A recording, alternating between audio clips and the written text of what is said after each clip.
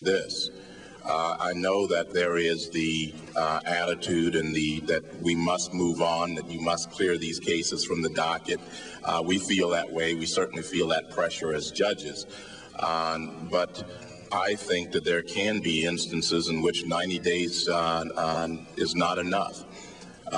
There can be instances in which it may take more time to assure oneself that a particular defendant has been accorded all of his or her rights. I would be reluctant to say that I would endorse a particular cookie-cutter approach, but at the same time, I have no alternative to offer as to what is an appropriate length of time. But my concern would always be that we do not put ourselves in a position of adopting an approach that would ultimately in some way curtail the rights of the criminal defendant. Moving Judge Thomas to the Voting Rights Act, you have criticized Supreme Court decisions there and have, as noted in your Wake Forest speech back on April 18, 1988, referred to the individual right to vote as opposed to protecting some ethnic group with sufficient clout.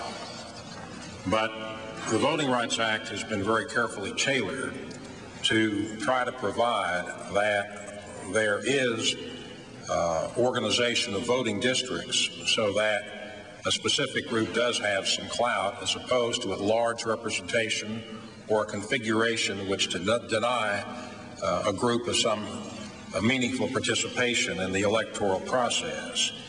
And my question to you is, don't you think that aside from the generalization of individualism, that there is some very important objective to be reached through the Voting Act, to have a group with an adequate, meaningful participation in the political process?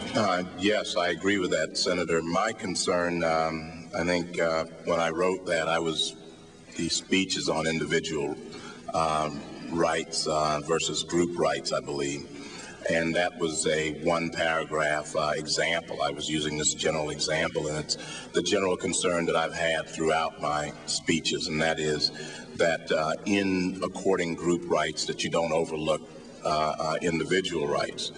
I loosely, I think, referred to the voting rights cases, but the debate that I was referring to was this school of thought when I remember in the early 80s there was some suggestion and some feeling that the Supreme Court cases prior to the amendments of the Voting Rights Act required proportional representation. And of course there were denials to that, but there was that school of thought. My attitude was that if indeed there is proportional representation, that presupposes, I think that's the word I used in that speech, that presupposes that all minorities would vote alike, or all minorities thought alike, and that's something that those kinds of stereotypes are matters that I have felt in the past were and continue to feel are objectionable. Thank you, Judge Thomas. I know my time is up, Mr. Chairman. Thank you. Thank you very much, Senator. Our next questioner would be Senator Kennedy, but I understand he is prepared to yield to Senator Metzenbaum because Senator Metzenbaum is also required to be at the Gates hearing in question there. Is that correct? Thank you, Mr. Chairman. Senator Howard Metzenbaum, Democrat of Ohio, is a member of the Senate Intelligence Committee, which this morning is considering the nomination of Robert Gates to be Director of Central Intelligence, so he will question first and then leave. On the subject of economic rights several times. This is an area of concern because over 50 years ago, the Supreme Court used economic rights arguments to strike down laws that were designed to protect workers' rights and establish a minimum wage. In a 1987 speech to the business law section of the American Bar Association, you stated that, quote, the entire Constitution is a Bill of Rights and economic rights are protected as much as any other rights, end of quote. You also stated that, quote, legislative initiatives such as the minimum wage and Davis-Bacon provided barriers against black Americans entering the labor force. Say it is amazing just how little attention has been paid to these outright denials of economic liberties.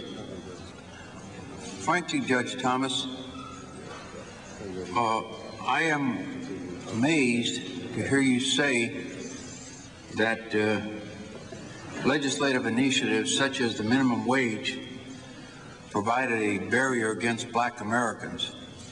I would say percentage-wise statistical data, but I would guess that percentage-wise benefited more from the fact that employers could not pay them less than 30 and 35 cents an hour.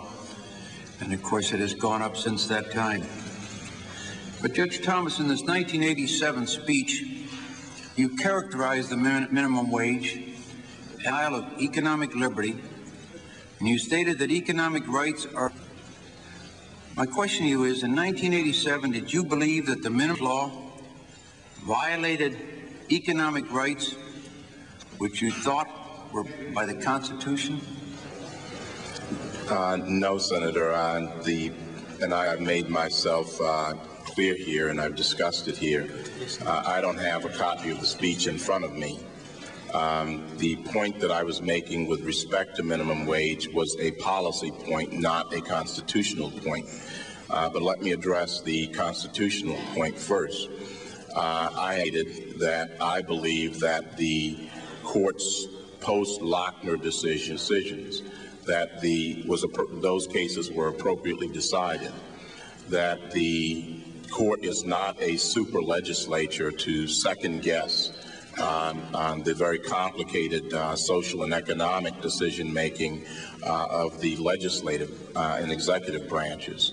With respect to the minimum wage, there was an ongoing policy debate concerning what the impact of the minimum wage was on certain minorities, particularly minority teenagers. And there is data to suggest that each time the minimum wage rises, that minority teenagers, the unemployment rate increases. Now, that is not to suggest that the minimum wage itself is not beneficial. Indeed, it is. And I think we all would want everyone to make a decent wage. I certainly believe in that. But I think that there was a legitimate debate as to what are some of the impacts or unintended consequences of it, and that was the basis of that comment. Well, Judge Thomas, as Chairman Biden pointed out on Wednesday, economic rights currently are not entitled to the same degree of protection as other rights, such as due process, equal protection, and free speech. If they did receive that degree of protection, it would be much harder for Congress to pass laws protecting the environment, workers' rights, and the safety of workers in the workplace. The speech in which you made that statement regarding economic rights was not a speech on political philosophy that you were giving to the... You were talking about the Constitution and economic rights. And you were talking to the business law section of the American Bar Association. These were corporate lawyers. I'm sure many were to say about economic rights being protected by the Constitution as much as any other rights. But on Wednesday, in response to a question from Chairman Biden, you stated that in constitutional adjudication, it would not necessarily be the case that the protection of economic rights, quote, would be at the same level that we protect other rights. Now, based on it, and what you told this committee, it would appear to me that today, as well as in your response to Chairman, that you've changed your views regarding this subject. You didn't make a distinction in your speech between young blacks and older blacks. We're talking about all blacks. What's prompted you to change your views on this matter of economic rights? Senator, I've not changed my views. The point that I was making is that we do have rights, property rights, economic rights within our Constitution. Now, we have other rights in our Constitution. The question becomes in constitutional adjudication, at what level of scrutiny can those, or at what level of scrutiny does the court